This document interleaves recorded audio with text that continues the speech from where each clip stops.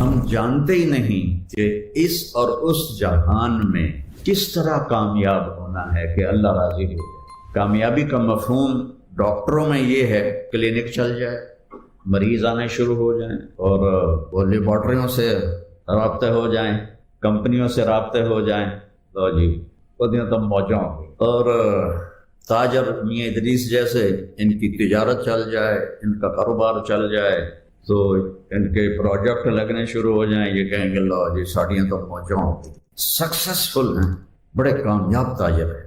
ہر line کی مثال دے دیتا ہوں۔ ہم ذمہ دار لوگ ہیں وراثتی، ہماری فصلیں اچھی ہونے لگ جائیں، ہمارے پلاٹ اچھے بن جائیں، تو ہم کہتے ہیں جی ہم بڑے کامیاب ذمہ دار ہیں۔ اللہ کیا کہتا ہے؟ میں نے ایک چھوٹی سی سورت آدھی تلاوت کی۔ اللہ کیا کہتا ہے؟ جب آپ کسی بات کو مضبوطی سے بیان کرنا چاہیں تو آپ قسم اٹھاتے ہیں، آپ قسم اٹھاتے۔ قسم شک کو دور کرنے کے لیے ہوتی ہے، اس لیے ہماری عدالتیں بھی قسم اٹھواتی ہیں اور ہمارے پنچایتوں میں بھی قسم اٹھوائی جاتی ہے۔ جس کا اعتبار نہیں ہوتا وہ کہتے ہیں یہ اس کی جگہ فلاں آدمی قسم اٹھائے۔ اللہ کو قسم اٹھانے کی ضرورت ہے؟ بولو بھائی، ومن اصدق من اللہ قیلا، اللہ سے سچا کوئی ہو سکتا ہے کائنات؟ اللہ کیوں قسم اٹھا؟ اور یہ جو میں نے آیت 2-3 آیتیں پڑھی ہیں، اس میں اللہ نے ایک بات ہمیں سمجھائی ہے، اس کو سمجھانے کے لیے جتنی قسمیں اللہ نے اٹھائی ہیں پورے قرآن میں کہیں اتنی قسمیں نہیں اٹھائیں۔ آپ میاں ادریس صاحب کو چیئرمین سمجھتے ہیں اور بہت نیک آدمی ہیں، اللہ سے ڈرنے والے ہیں، یہ آپ کے سامنے یہاں بیٹھ کے شروع ہو جائے اللہ کی قسم، قرآن کی قسم، نبی کی قسم، رسول کی قسم، تو کہو گے نہیں میاں صاحب بس کرو، سانو اہمیت بات ہے، نیچرل چیز۔ اب اللہ کے قرآن میں اللہ نے دعویٰ کیا مجھ سے زیادہ سچا کوئی، پھر پہلی سطر میں دعویٰ کیا لا ریب فیہ، اس میں کوئی شک، کوئی ریب شک کو نہیں کہتے، شک تو خود عربی کا لفظ ہے۔ دماغی کھٹکے کے لیے 3 لفظ ہیں، ایک شک ہے، ایک مریا ہے، ایک ریب ہے۔ شک یہ ہے کہ میں آج پہلی دفعہ آیا ہوں تو مجھے پتہ نہیں چل رہا تھا ادھر جانا ہے ادھر جانا ہے، ایک ہمارا شاگرد ساتھ تھا اتارا تھا جی ادھر ہو جاؤ ادھر ہو جاؤ، مجھے نہیں پتا، اس کیفیت کو کہتے ہیں شک۔ پتہ ہی نہیں ہے کہ راستہ کدھر ہے، بل ہم فی شک منہا بل ہم منہا عموم، اس کو قرآن نے یوں ذکر کیا۔ اس سے ہلکا درجہ ہوتا ہے مریا۔ مریا یہ ہوتا ہے کہ آپ کو ایک طرف کا گمان غالب ہو جاتا ہے کہ راستہ ہے کالج کا، ہاسپٹل کا، لیکن ابھی پکا نہیں، آپ کہتے ہو کسی سے پوچھ لویے یار، کسی سے پوچھ لویے، اس کیفیت کو مریا کہتے ہیں۔ پہلے ایسے برابر ہے کوئی پتہ نہیں، اب ایسے ہے کہ اس طرف کا گمان غالب ہے لیکن یقین نہیں، اس کو مریا کہتے ہیں۔ فلا تک فی مریۃ من لقائہ، قرآن نے اس کو بھی بیان کیا۔ ریب کیا ہے؟ ریب یہ ہے آپ کہتے ہیں یار کالج کدھر ہے تو سامنے بورڈ نظر آ جاتا، آپ کا لفظ مکمل ہوتا ہے یار کالج کدھر ہے، سامنے آپ کو بورڈ نظر آ، یہ جو ذرا سا آپ کو کھٹکا لگا تھا، ذرا سا، اس کو عربی زبان میں ریب فرق کہتے ہیں۔ پہلا دعویٰ یہ ہے کہ میرے کلام میں شک اور مریا تو بڑی دور کی بات ہے، ریب بھی کوئی نہیں، کھٹکا بھی کوئی نہیں، اور پھر اللہ کہتا مجھ سے سچا کوئی نہیں۔ پھر اس کے بعد اللہ کہیں ایک قسم اٹھاتا ہے والعصر، کہیں لوگ والضحیٰ واللیل اذا سجى، کہیں 3 واللیل اذا یغشی والنہار اذا تجلی وما خلق الذکر والانثی، کہیں 4 والسماء ذات البروج والیوم الموعود وشاہد ومشہود، کہیں 5 والفجر ولیال عشر والشفع والوتر واللیل اذا یسر۔ جیسے جیسے بات وزنی ہوتی ہے اس پر قسمیں بڑھتی جاتی ہیں۔ اب جو میں آپ کو سنانے لگا ہوں یہاں اللہ تعالیٰ نے 11 قسمیں اٹھائی، 11 قسمیں اللہ اٹھائے، زمین آسمان کانپ اٹھے۔ والشمس وضحاها والقمر اذا تلاها والنهار اذا جلاها واللیل اذا یغشاها والسماء وما بناها والارض وما طحاها ونفس وما سواها۔ یہ 11 قسموں کا مضمون کیا ہے؟ قد افلح من زکاها وقد خاب من دساها، جو اچھا انسان بن گیا وہ کامیاب ہے اور جو برا انسان بنا وہ ناکام ہے۔ میں نے اس کا مفہوم بتا دیا ہے۔ کامیاب ہو گیا جس نے اپنے آپ کو پاکیزہ کر لیا، اور ناکام ہو گیا جس نے اپنے آپ کو گناہوں میں ڈبو دیا۔ گناہ گندگی، تقریباً 82 سے دنیا پھر رہا ہوں، تو وہ ایک ہمیں کہیں کہیں لوگ کہہ دیتے ہیں جی آپ کے پاکستان میں پولوشن بڑھی ہے، پولوشن بڑھی ہے، اس لیے ہم تو جاتے نہیں ہیں پاکستانی، ہم تو جاتے ہی نہیں۔ میں کہ ایک ساڑی پولوشن تو نظر آ جاندی ہے، تھوڑی پولوشن جڑی ہے نا وہ ساڑے کولوں بھی زیادہ ہے، وہ نظر نہیں آتی، وہ سیدھی روحاں تے جا کے پوندی ہے۔ وہ ہے کفر کی پولوشن، وہ ہے شرک کی پولوشن، وہ ہے کھلے عام فحاشی کی پولوشن، وہ ہے پتھروں کی پوجا کی پولوشن، وہ اللہ کی کو للکارنے کی پولوشن۔ یہ روحوں کو تباہ کر دیتی ہے، گندا کر دیتی ہے۔ جتنے یہ شوبز میں جاتے ہیں یہ نشے کے بغیر نہیں رہ سکتے۔ آپ کو دیکھنے میں نظر آتا ہے، میرا ڈیپ تعلق ہے ان لوگوں کے ساتھ۔ ہمارے زمانے کا جو تھا نا وہ پاپ سنگر، پہلا پاپ سنگر وہ تھا ایلوس پریسلے امریکہ کا۔ وہ اس کی جہاں گاڑی کھڑی ہوتی تھی تو لڑکیاں چوم چوم چوم چوم کے اس کی گاڑی کو سرخ کر دیتی تھی، اور وہ ٹائلٹ میں مرا نشوں کی کثرت کی وجہ سے۔ جنید جمشید جب پہلی ملاقات ہوئی 97 میں تو اتنی پیک کسی گلوکار کو نہیں نصیب ہوئی جتنی جنید جمشید۔ ایک اس کا قد و قامت، اس خوبصورتی، آواز۔ 97 میں پہلی ملاقات ہوئی تو مجھ سے کہنے لگا آپ سے ایک بات پوچھنی۔ کہ بتاؤ؟ کہ ایک پاکستانی نوجوان جس گلیمر کو خوابوں میں سوچتا ہے مجھے فزیکلی حاصل ہے، لیکن میرے یہاں اندھیرا ہے۔ دیکھ رہے ہو بچوں، یہاں اندھیرا ہے، مجھے سکون نہیں۔ اس کی کیا وجہ ہے؟ میری تو ہر خواہش پوری ہو رہی۔ میں نے کہا بالکل آسان سی وجہ ہے، تمہارے دائیں گھٹنے میں درد ہے اور تم بائیں گھٹنے پہ دوا لگا رہے ہو۔ جہاں دوا لگا رہے ہو وہاں درد کوئی نہیں، اور جہاں درد ہے وہاں دوا کوئی نہیں، تو تم ٹھیک کیسے ہوگے؟ بے چینی تمہاری روح میں ہے کہ روح کو میوزک نہیں چاہیے، روح کو لڑکی نہیں چاہیے، روح کو شراب نہیں چاہیے، روح کو 5 اسٹار ہوٹل نہیں چاہیے۔ قل الروح من امر ربی، یہ اللہ کا امر ہے، تو روح کو اللہ چاہیے، اللہ کا رسول چاہیے، وہ اسے دے دو چین ہی چین۔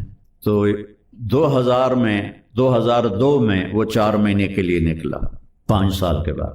تو مجھے اس کا فون آیا، کہا جی میں اس وقت بالا کوٹ میں ہوں، ایک ٹوٹی ہوئی مسجد ہے اور ایک ٹوٹا ہوا فرش ہے، ایک پھٹی ہوئی چٹائی ہے، اس پر میں لیٹا ہوا ہوں، اور جو چین میں 5 اسٹار ہوٹلوں میں ڈھونڈتا تھا وہ مجھے یہاں ملا ہوا ہے۔ مجھے لگتا ہے میں ہوا میں اڑ جاؤں گا، مجھے لگتا ہے میں ہوا میں اڑ جاؤں گا۔ 100 بار چمن مہکا، 100 بار بہار آئی، دنیا کی وہی رونق، دل کی وہی تنہائی، دنیا کی محفلوں سے اگتا گیا ہوں یا رب، کیا لطف انجمن کا جب دل ہی بجھ گیا ہو۔ دل کا بجھنا جو میرے بیٹے کی موت کے بعد جو میری کیفیت ہے وہ میں آپ کو تو ظاہر نہیں کر سکتا، نہ میں دکھا سکتا ہوں، لیکن مجھے تو ساری دنیا میں رات ہی رات نظر آتی ہے، دن نظر ہی نہیں آتا۔ کیا لطف انجمن کا جب دل ہی بجھ گیا۔ تو میرے عزیزو، اچھی مسلمان بنو، اچھی خاتون بنو، اچھے انسان مرد بنو۔ اس کے لیے سب سے جو پہلی چیز ہے جو اللہ نے ہمیں دی ہے، لا الہ الا اللہ۔ اپنے اللہ کو معبود بنا کر اس کی ہر بات کے آگے سر جھکا۔ یہ قانون بناتے ہیں آپ کے کالج کا، آپ اس کی خلاف ورزی کریں، زیادہ کریں گے تو آپ کو نکال دیں گے۔ تو جس رب کے سامنے زمین جھکی ہوئی ہے، آسمان جھکے ہوئے ہیں، سورج جھکا ہوا ہے، چاند جھکا ہوا ہے، دن اور رات کا نظام جھکا ہوا ہے، جس کے سامنے سمندر تابع ہیں، ہوائیں تابع ہیں، جانور تابع ہیں، چوپائے تابع ہیں، پرندے تابع ہیں، جس کی سلطنت بحر و بر پر ہے، جس کی سلطنت ارض و سما پر ہے، جس کی سلطنت مشرق و مغرب پر ہے، جس کی سلطنت شمال و جنوب پر ہے، جس کی سلطنت اوپر اور نیچے تک ہے، جو رات کے اندھیروں میں اسی طرح دیکھتا ہے جیسے دن کو اجالوں میں دیکھتا ہے، میری زبان کے بول کو جس طرح سنتا ہے ایسی میرے دل کی دھڑکنوں سے اٹھنے والی وہ صدا کو سنتا ہے۔ وہ اوپر کے نظام کو سنبھالتا ہے تو نیچے سے غافل نہیں، وہ نیچے والوں کو سنبھالتا ہے تو اوپر والوں سے غافل نہیں ہے، وہ انسانوں کو سنبھالتا ہے تو جنات سے غافل نہیں ہے، وہ جنات کو سنبھالتا ہے تو جانوروں سے غافل نہیں ہے، وہ جانوروں کو سنبھالتا ہے تو پرندوں سے غافل نہیں ہے، وہ پرندوں کو سنبھالتا ہے تو مچھلیوں سے غافل نہیں ہے، وہ صحراؤں کو سنبھالتا ہے تو پہاڑوں سے غافل نہیں ہے، وہ جنگلوں کو سنبھالتا ہے تو سمندروں سے غافل نہیں ہے، وہ ہواؤں کو چلاتا ہے تو بادلوں سے غافل نہیں ہے، وہ بادلوں کو برساتا ہے تو وہ ہواؤں سے غافل نہیں ہے۔ لا تأخذہ سنہ، اتنا بھی نہیں ہوتا وہ، نہ اونگ ہے نہ نوم ہے، نہ اس کو کھانے کی ضرورت، نہ پینے کی ضرورت، نہ سونے کی ضرورت۔ اور عجیب بات، اب سب بچے بچیاں پروفیسر سارے ہم جگہ گھیر کے بیٹھے ہوئے ہیں، جگہ ہے نا، ہر جاندار جگہ گھیرتا ہے۔ میرا خالق اور مالک وہ کیسا ہے؟ سبح للہ ما فی السماوات والارض وہو العزیز الحکیم، کل کائنات تیرے اللہ کی تسبیح پڑھتی ہے، تم پڑھو یا نہ پڑھو۔ لہو ملک السماوات والارض یحیی و یمیت وہو علی کل شیء قدیر، زمین و آسمان کا شہنشاہ ہے، ہر چیز پہ قادر ہے۔ آئیے اگلی آیت سنانا چاہیے۔ هو الاول والآخر والظاہر والباطن وهو بكل شيء علیم، وہ اول، وہ آخر، وہ ظاہر، وہ باطن۔ اس کو میرے نبی نے بیان کیا، اول اس سے پہلے کچھ نہیں، آخر اس کے بعد کچھ نہیں، ظاہر اس کے اوپر کچھ نہیں، باطن اس سے چھپا ہوا کچھ نہیں۔ اور اللہ کہتا ہے لا یحویہ مکان، میں تو کسی مکان میں نہیں رہتا ہوں، کسی جگہ میں نہیں رہتا ہوں، جگہ سے پاک ہے، زمانے سے پاک ہے۔ کیا چیز ہے تو دل میں تو آتا ہے، سمجھ میں نہیں آتا، بس جان گیا میں تیری پہچان یہی ہے۔ تو میرے عزیزو، میرے بچوں، پہلا ہے اللہ سے جڑو، اللہ سے جڑو، اللہ سے جڑو۔ دنیا بنانے سے 1000 سال پہلے سورہ یاسین پڑھی۔ دنیا کو بنے ہوئے کتنے سال ہوئے ہیں؟ یہ سائنسدانوں کی بات ہے، 25 سے 30 ارب سال ہوئے۔ تو اسی کو ہم صحیح مانتے ہیں، چونکہ ہمارے پاس بھی کوئی اور ایسا ثبوت نہیں ہے۔ تو 25 سے 30 ارب سال سے یہ کائنات بنی ہے۔ اس سے 1000 سال پہلے، اگر اسی کو لے لیں، 25 ارب سال، 30 ارب سال، اس سے 1000 سال پہلے جب زمین، آسمان، سورج، چاند، ستارے، سیارے، جبریل، میکائیل، اسرائیل، اسرافیل، جنت، دوزخ، آگ، پانی، مٹی، ہوا، کچھ میں سے اللہ ہے۔ هو الاول والآخر والظاہر والباطن وهو بكل شيء علیم۔ تو اب سورہ یاسین شروع کیسے ہوتی ہے؟ سورہ یاسین کو قرآن کا دل کہا جاتا ہے، دل نکال دو تو آدمی ختم ہو جاتا ہے۔ سورہ یاسین کو قرآن کا دل کیوں کہا جاتا ہے؟ صرف پہلی 3 سطروں کی وجہ سے، پہلی 3 سطروں کی وجہ، کیونکہ یہ پہلی 3 سطروں کا جو مضمون ہے پورے قرآن میں اور کہیں بھی نہیں ہے، صرف یہی ہے۔ اگلی ساری سورہ یاسین اور باقی قرآن ایک جیسا ہی ہے، وہی احکام ہے، وہی حلال حرام۔ ایک حدیث اور سناتا ہوں، پھر یہ میری بات اور واضح ہو جائے گی۔ میرے نبی نے فرمایا، میرے اللہ نے میرے 10 نام رکھے، جس سے پیار ہوتا ہے نا اس کو آدمی کئی ناموں سے پکارتا ہے۔ جیسے ماں چھوٹے بچے کو کبھی لال کہتی ہے، کبھی پھول کہتی ہے، کبھی مکھن کہتی ہے، کبھی پیڑا کہتی ہے، تو وہ محبت زیادہ ہوتی ہے تو صرف اسلم کہنے سے وہ محبت پوری نہیں ہوتی، تو پھر اس کو کئی نام دیتی ہے، مختلف نام دیتی۔ تو میرے نبی نے کہا، میرے اللہ نے میرے 10 نام رکھے، میں محمد، احمد، ماحی، حاشر، عاقب، فاتح، خاتم، ابو القاسم، طہ، یاسین۔ یاسین میری بات ذہن میں رہے گی، یاسین، ٹھیک، میرے نبی کا نام ہے، طہ میرے نبی کا نام ہے، یاسین۔ اس کے علاوہ مزمل، مدثر، شاہد، مبشر، نذیر، داعی اللہ، سراج منیر، عزیز، حریص، رؤوف، رحیم، رحمت للعالمین، بشیر و نذیر، یہ سب قرآن پاک میں نام ہے جو میرے نبی کو اللہ تعالیٰ نے عطا فرمائے۔ اس میں ایک نام ہے یاسین۔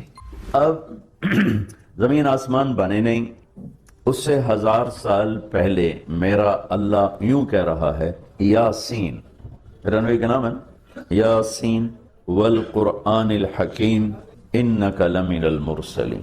یاسین، مجھے قرآن حکیم کی قسم، آپ میرے رسول ہیں۔ کوئی سامنے کھڑا ہوا ہے، موجود ہے۔ اگر کوئی سامنے نہ ہو اور صرف خبر دی جائے کہ ایک میرے رسول آنے والے ہیں، پھر قرآن ہوتا یاسین والقرآن الحکیم انہو لمن المرسلین۔ وہ ایک آئے گا، وہ میرا رسول ہے، وہ آ چکا ہے، وہ سامنے ہے، اور اللہ ان کو دیکھ کے کہہ رہے ہیں انک لمن المرسلین، آپ میرے عالی شان رسول ہیں، علی صراط مستقیم، اور آپ سیدھے راستے پر ہیں۔ یہ 3 جملے ہیں جو قرآن کا دل بنا رہے ہیں سورہ یاسین کو، کیونکہ رسالت نکال دو تو پیچھے تو کفر ہی کفر۔ تو اس ہستی کو وجود بخشا جسے سب سے زیادہ پیار کیا۔ جب آدم علیہ السلام اور اماں جان کا نکاح ہوا جنت میں حوا علیہ السلام، تو اللہ تعالیٰ نے فرمایا کہ آدم اپنی بیگم کو مہر ادا کرو۔ ابھی مہر اس وقت سے چلا، تو انہوں نے پوچھا کیا مہر ادا کروں؟ تو اللہ تعالیٰ نے فرمایا کہ تیری نسل میں میرا آخری نبی آنے والا ہے، اس پہ ایک دفعہ درود شریف پڑھ دو، یہی اس کا مہر ہے۔ یہ تیری بیگم کا مہر ہے کہ میرے محبوب پہ ایک دفعہ درود پڑھ دے، بس یہ مہر ہے۔ تو آدم علیہ السلام بھی سوچ میں پڑ گئے کہ یہ کون ہے جو میری نسل میں ہے اور مجھے اس پہ درود پڑھنے کا حکم دیا جا رہا ہے۔ یہ ہمارے اوپر اللہ کا احسان ہوا کہ اس نے ہمیں ایک عالی شان نبی کا امتی بنایا۔ سب کی نبوت آئی اور چلی گئی، آئی اور چلی گئی، آئی اور چلی گئی۔ یہ جو ڈی پی او ہے، ڈی سی او ہے، آتا ہے، اس کی نیم پلیٹ لگتی ہے، جب وہ اس کا ٹرانسفر ہوتا ہے تو نئی پلیٹ لگ جاتی ہے۔ آپ معراج پہ تھے، اللہ سے بات کر رہے تھے کہ یا اللہ، آپ نے ابراہیم علیہ السلام کو خلیل بنایا، موسیٰ علیہ السلام کو کلیم بنایا، داؤد علیہ السلام کو لوہا نرم کر کے دیا، سلیمان علیہ السلام کو ہوا تابع کر کے دی، عیسیٰ علیہ السلام کو مردے زندہ کرنے کا معجزہ دیا، میرے لیے کیا ہے؟ فماذا جعلت لی؟ تو اللہ تعالیٰ نے کہا میرے محبوب اولیس قد اعطیتک افضل من ذلک کلہ، میں نے آپ کو وہ دیا جو کسی کو بھی نہیں دیا، آپ کو میں نے وہ دیا ہے جو کسی کو نہیں دیا۔ یا وہ کیا ہے کہ تیرا میرا نام اکٹھا ہو گیا ہے، جدا نہیں ہو سکتا۔ لا الہ الا اللہ، آگے پڑھو، بولو۔ لا الہ الا اللہ کے ساتھ آدم رسول اللہ بھی لگا، لا الہ الا اللہ کے ساتھ نوح رسول اللہ بھی لگا، ابراہیم بھی لگا، اور اسماعیل بھی، اور اسحاق بھی، یعقوب بھی، یوسف بھی، موسیٰ بھی، ہارون بھی، یوشع بھی، یونس بھی، یحییٰ بھی، زکریا بھی، داود بھی، سلیمان بھی، سارے نا پر جیسے ٹرانسفر ہو گیا، چلو جی پلیٹ بدلو، نیا آ گیا، ٹرانسفر ہو گیا، چلو بھائی پلیٹ بدلو، نیا آ گیا۔ اللہ نے کہا میرے محبوب، یہ جو میں نے اپنے نام کے ساتھ تیرا نام جوڑا ہے نا، اسے قیامت کا دھماکہ بھی نہیں جدا کر سکے۔ لا الہ الا اللہ محمد رسول اللہ ذکرت الا ذکرت معی، قیامت تک تیرا میرا نام اکٹھا ہوگا، جدا نہیں ہو سکتا۔ پھر اللہ نے بڑی خوبصورت مناسبت پیدا کی، اللہ کے لفظ میں نقطہ کوئی نہیں، محمد کے لفظ میں نقطہ کوئی نہیں، ٹھیک، احمد کے لفظ میں نقطہ کوئی نہیں۔ علماء کہتے ہیں کہ جو نقطے والے حرف ہیں وہ کمزور ہیں، چونکہ وہ نقطے کے محتاج، اور جو بغیر نقطے والے حرف ہیں وہ طاقتور ہیں، ان کو نقطے کی ضرورت کوئی۔ تو اللہ نے اپنے نام کے لیے کوئی نقطے والا حرف نہیں، اپنے حبیب کے لیے 2 نام قرآن میں آئے، محمد و احمد، کوئی نقطہ نہیں۔ دوسری مناسبت، اللہ کے نام میں 4 حرف ہیں، الف لام لام ہا۔ محمد میں اللہ نے 4 حرف رکھے، میم ہا میم دال۔ احمد میں اللہ نے 4 حرف رکھے، الف ہا میم دال۔ تو اللہ نقطہ کوئی نہیں، محمد احمد نقطہ کوئی نہیں، اللہ 4 حرف ہیں، محمد اور احمد 4 حرف ہیں، یہ 12 ہو گئے۔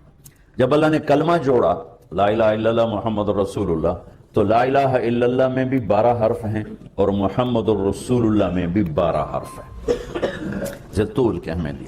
تو اللہ تعالیٰ نے فرمایا کہ میرے محبوب، آپ کو میں نے وہ دیا ہے جو کسی کو بھی نہیں دیا، کہ قیامت تک آپ کا نام میرے نام کے ساتھ جڑ گیا ہے، اور اب مجھ تک آنے کا کوئی راستہ نہیں سوائے آپ کی غلامی کی۔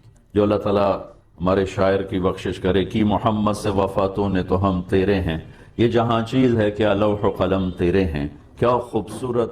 بسم اللہ الرحمن الرحیم، والصلاة والسلام علی رسولہ الکریم وعلی آلہ واصحابہ اجمعین، اما بعد، اعوذ باللہ من الشیطان الرجیم، بسم اللہ الرحمن الرحیم۔ شہر رمضان الذی انزل فیہ القرآن، وقال تعالی یا ایھا الذین آمنوا کتب علیکم الصیام کما کتب علی الذین من قبلکم لعلکم تتقون، وقال النبی صلی اللہ علیہ وسلم من قام رمضان ایمانا واحتسابا غفر له ما تقدم من ذنبه، وقال النبی صلی اللہ علیہ وسلم من صام رمضان غفر له ما تقدم من ذنبه، او کما قال۔ جی میرے محترم بھائیوں بہنوں دوستوں بچوں بچیوں، میری طرف سے رمضان کی مبارک ہو، سارے اہل ایمان سارے مسلمانوں کو رمضان کی مبارک ہو۔ اور اللہ سے دعا ہے کہ اللہ تعالیٰ ہمارے اس روزے اور تراویح کو قبول فرمائے اور ہماری بخشش کا ذریعہ بنائے، آمین۔ کئی سالوں سے یہ معمول چل رہا ہے کہ رمضان میں قرآن کا کچھ خلاصہ وہ بیان کر دیا جائے، 1.25 پارہ پڑھا جاتا ہے، رات ہم نے 1.5 پارہ سنا، تو سارے کا تو خلاصہ مشکل ہوتا ہے، تو کچھ اس میں سے جو اللہ تعالیٰ دل میں ڈالے گا وہ میں عرض کر لوں گا۔ سب سے پہلی بات یہ ہے کہ یہ قرآن کیا ہے، یہ کتاب کیا ہے، تو اللہ تعالیٰ یہ کس نے اتاری ہے، اس کا مقصد کیا ہے؟ تو قرآن کا تعارف قرآن کی زبان سے، کہ قرآن خود اپنے بارے میں کیا کہتا ہے۔ تو پہلا سوال اٹھتا ہے یہ کس کی کتاب ہے، کہ کس نے لکھی ہے، کون مصنف ہے؟ تو اللہ تعالیٰ فرماتے ہیں سورہ شعراء میں وَإِنَّهُ لَتَنزِيلُ رَبِّ الْعَالَمِينَ، یہ پیغام ہے، یہ کتاب ہے، تھوڑی تھوڑی کر کے اتاری ہوئی، تنزیل تھوڑا تھوڑا کر کے اتارنا، انزال ایک ہی دفعہ اتارنا، رب العالمین جو ساری کائنات کا مالک ہے اور لارڈ ہے اور بادشاہ ہے اور پالنے والا ہے۔ لفظ رب میں اللہ نے ایک خوبصورت اشارہ کیا ہے کہ میں تمہارا پالنے والا ہوں، تو جیسے تمہاری ماں تم سے پیار کرتی ہے اور تمہارے لیے ہر وقت آسائش پہنچانے کی کوشش کرتی ہے، ہر وقت راحت پہنچانے کی کوشش کرتی ہے، تکلیف سے بچانے کی کوشش کرتی ہے، تو یہ کتاب اس رب العالمین کی طرف سے ہے جو تمہارا پالنے والا ہے۔ وہ تمہارے لیے کبھی تکلیف نہیں چاہے گا، کبھی مشقت نہیں چاہے گا، میرے اس قانون پہ عمل کرنا تمہارے لیے سراسر فائدہ ہے اور اس کو چھوڑ دینا تمہارے لیے سراسر نقصان ہے۔ لفظ رب میں یہ ایک پیغام اللہ تعالیٰ نے خاموش پیغام ہمیں دیا ہے۔ کس کی کتاب ہے؟ کہ رب العالمین۔ رب العالمین تو آسمانوں پر ہے، تو نیچے کون لایا؟ تو اس کا جواب ہے نزل بہ الروح الامین، اس کے لیے ایک مقدس فرشتہ آیا جو امانت دار ہے کہ وہ جس طرح اللہ کی طرف سے وہ پیغام ملا اسی طرح اس کو لے کر نیچے آیا۔ امین کے لفظ نے حضرت جبریل کی ضمانت دی، اللہ کی طرف سے ضمانت، اور روح جو ہر آلائش سے پاک ہے اور اللہ کا امر ہے قل الروح من امر ربی۔ تیسری بات کس پر اترا ہے، کس کو یہ دیا گیا ہے کلام؟ علی قلبک، اے میرے محبوب یہ آپ کے رب کا کلام ہے، جبریل اس کو لایا ہے اور آپ کے دل کے اوپر اتارا ہے۔ پہلی 3 کتابیں لکھی ہوئی اتار دی گئیں بیک وقت، اس سے پہلے چھوٹی چھوٹی کتابیں جو آئیں ابراہیم علیہ السلام پر یا دوسرے انبیاء پر، ادریس علیہ السلام پر، وہ بھی لکھی ہوئی، یہ لکھا ہوا نہیں آیا، یہ ڈائریکٹ اللہ پاک کی زبان سے نکلا اور جبریل نے اس کو لیا اور اللہ کے نبی کے دل پر اتار دیا۔ اچھا کس لیے آیا ہے؟ لتکون من المنذرین، یہ اس لیے آیا ہے کہ میرے محبوب آپ دنیا والوں کو بتا دیں کہ اچھائی کا انجام کیا ہے اور برائی کا انجام کیا ہے، اور اس کا نتیجہ ایک دن ظاہر ہونے والا ہے جو آخر بعد میں آئے گا، تو اس کے لیے تیاری کرو۔ منذرین صرف ڈرانے والے کو نہیں کہتے، جو پیار محبت سے کسی کو برائی کا انجام سمجھا رہا ہو، جیسے باپ کہتا ہے بیٹا جوا نہ کھیلا کر، تو شراب نہ پیا کر، یہ تیرا نقصان ہو جائے گا، تیرا دین بھی جائے گا، تیری دنیا بھی جائے گی، اس کے سمجھانے میں ایک محبت ہوتی ہے، شدت اور سختی نہیں ہوتی۔ کس زبان میں آیا ہے؟ بلسان عربی مبین، یہ خوبصورت صاف ستھری عربی زبان میں آیا ہے۔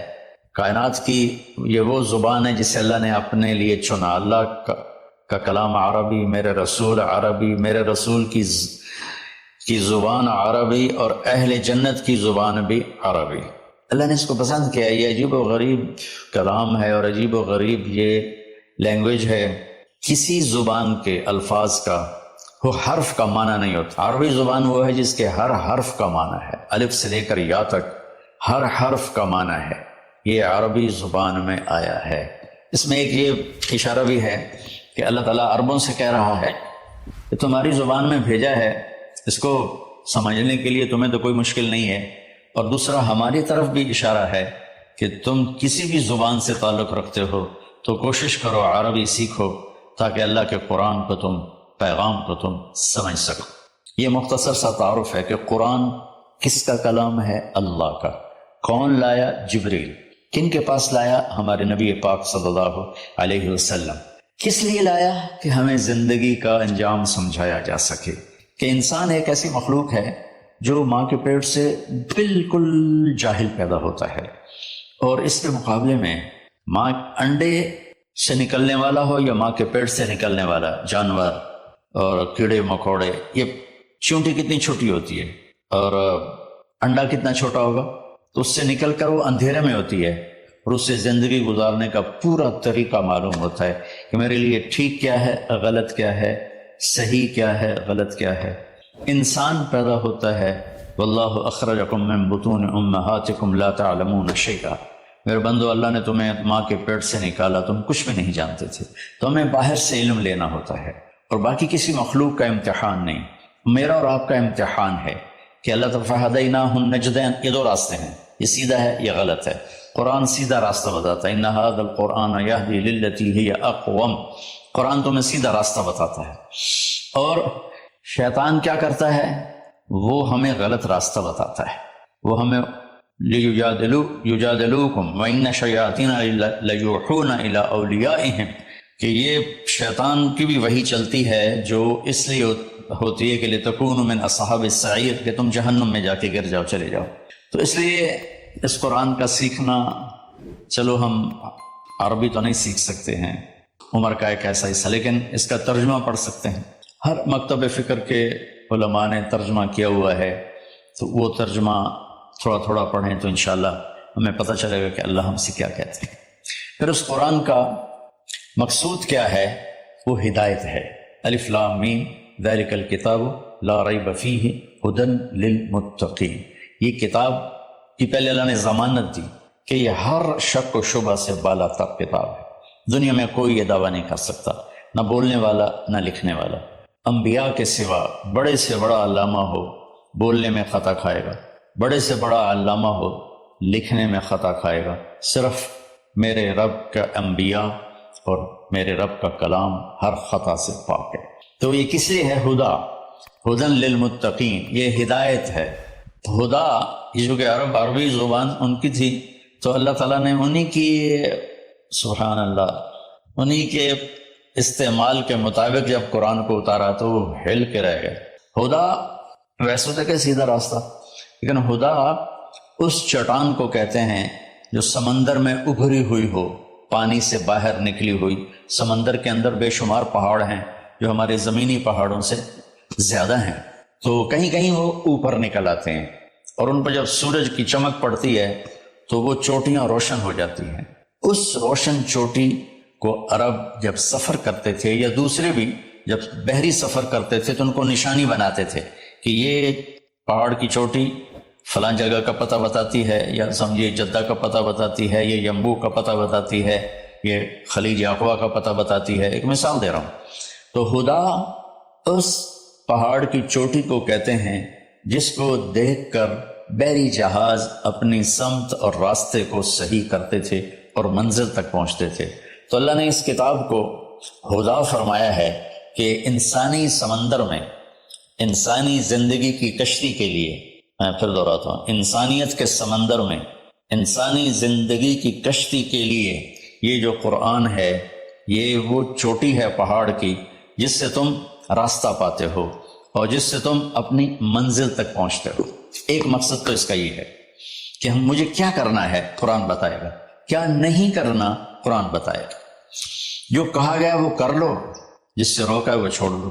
دوسرا، قرآن کا مقصود کیا ہے؟ ھذا بلاغ للناس، یہ پیغام ہے لوگوں کو پہنچانے کے لیے، جس کو امت آج بھلا چکی ہے۔ مدت ہوئی صیاد نے چھوڑا بھی تو کیا، تاب پرواز نہیں راہ چمن یاد نہیں۔ مدت ہوئی، پرندہ پنجرے میں بند تھا، جب شکاری نے اس کو کھولا پنجرے کا دروازہ اور کہا کہ جاؤ آزاد ہو، تو وہ کہتا ہے تاب پرواز نہیں، میں اڑ نہیں سکتا، تم بہت چھوٹی عمر میں مجھے پکڑ کے لائے تھے میرے گھونسلے سے، راہ چمن یاد نہیں، اور مجھے یہ راستہ بھی معلوم نہیں کہ میرا گھونسلہ کس چمن میں تھا، کس درخت پہ تھا، کس شاخ پہ تھا، میں کچھ نہیں کر سکتا۔ اس وقت امت خواہشات کے پنجرے میں اس طرح بند ہوئی ہے کہ راہ چمن یاد نہیں، تاب پرواز نہیں، راہ چمن یاد نہیں، کہ اللہ تعالیٰ نے ہمیں یہ سورہ ابراہیم کے آخر میں رہا بلاغ للناس، یہ لہجہ ہے قرآن کا، یہاں ھذا بلاغ للناس، یہ پیغام ہے لوگوں کو پہنچانے کی، وَلِيُنذَرُوا بِهِ، تاکہ انہیں خبردار کیا جا سکے، وَلِيَعْلَمُوا، تاکہ وہ جان لیں، انما هو الہ واحد وَلِيَذَّكَّرَ اولو الالباب، کہ ایک ہی اللہ ہے، ایک ہی معبود ہے، ایک ہی الہ ہے، ایک ہی مدد کے قابل، ایک ہی پکارے جانے کے قابل، ایک ہی ہے جس کو پکارنا بھی ہے، بلانا بھی ہے، مانگنا بھی ہے، جھولی بھی پھیلانی ہے۔ یہ اس کا دوسرا مقصد ہے۔ اس امت کو ایسا نبی ملا جس کے بعد کوئی نبی نہیں آئے گا، کوئی نبی نہیں آئے گا۔ نبی اللہ بھیجتا ہے، خود بخود کو انسان نبوت کا دعویٰ کرے تو اس سے وہ نبی نہیں بنتا ہے، تو نبی اللہ بھیجتا ہے اور اللہ پسند کرتا ہے۔ تو ہمارے نبی آخری ہیں، لہٰذا اس کتاب کا پیغام دنیا کو پہنچانا ہم سب کے ذمہ ہے کہ ہم انہیں بتائیں کہ بھائیو آگے ایک زندگی آ رہی ہے۔ دو باتیں ہو گئی۔ تیسری بات یہ ہے کہ اس وقت ایک ماحول بنا ہوا ہے کہ دین پہ چلنا بڑا مشکل ہے، دین پہ چلنا بڑا مشکل ہے۔ تو اللہ تعالیٰ نے بسم اللہ الرحمن الرحیم، یہاں سے اللہ نے تسلی دینی شروع کی کہ میں شروع کرتا ہوں اس اللہ کے نام سے جو رحمان بھی ہے، رحیم بھی ہے، مہربان ہے، نہایت رحم کرنے والا ہے۔ تو پہلا ہی جملہ بتاتا ہے کہ جو رحمان و رحیم ہو وہ کوئی ڈنڈے سوٹے کا قانون تو نہیں بنائے گا، بہت نرم سا بنائے گا، ہماری فطرت کے مطابق بنائے گا۔ بھوک کی حالت میں روٹی کھانا کون سا مشکل کام ہے، افطاری کے وقت کھانا کون سا مشکل کام ہے، ہر کوئی جھپٹنے پر تیار ہوتا ہے۔ پھر دوبارہ اللہ نے تسلی دی، الحمدللہ، سب تعریفیں اس اللہ کے لیے۔ حمد اور مدح، یہ قرآن کے دو لفظ ہیں۔ حمد ہے وہ تعریف جس کے وہ لائق ہے، اور مدح میں خوش آمد ہے۔ آپ نے فرمایا یا معاذ ایاک والتمادح فإنہ الذبح، معاذ خوش آمد کرنے سے بچنا یہ ذبح کر دینے والی چیز ہے۔ تو اللہ تعالیٰ نے کہا سب تعریفیں تیرے اللہ کی، اور اللہ کے صفاتی نام 99 ترمذی شریف میں ہیں، لیکن وہ 99 نام صرف نہیں ہے، بلکہ جیسے اللہ اپنی ذات میں لامحدود ہے تو اس کی نام بھی لامحدود ہیں، لیکن ذاتی نام جو ہے وہ اللہ ہے۔ اللہ میرے بر صغیر میں خدا بولا جاتا ہے عام طور پہ، اہل علم بھی یہی بولتے ہیں، عام لوگ بھی یہی بولتے ہیں، میرا اس سے کوئی اختلاف نہیں ہے کہ یہ نہیں بولنا چاہیے۔ خدا فارسی کا لفظ ہے، پتہ نہیں کس نے یہ لفظ بنایا، خدا، وہ جسے کسی نے نہ بنایا ہو اسے خدا کہتے ہیں، لیکن اللہ نے اپنا نام بتایا کہ میرا نام اللہ ہے۔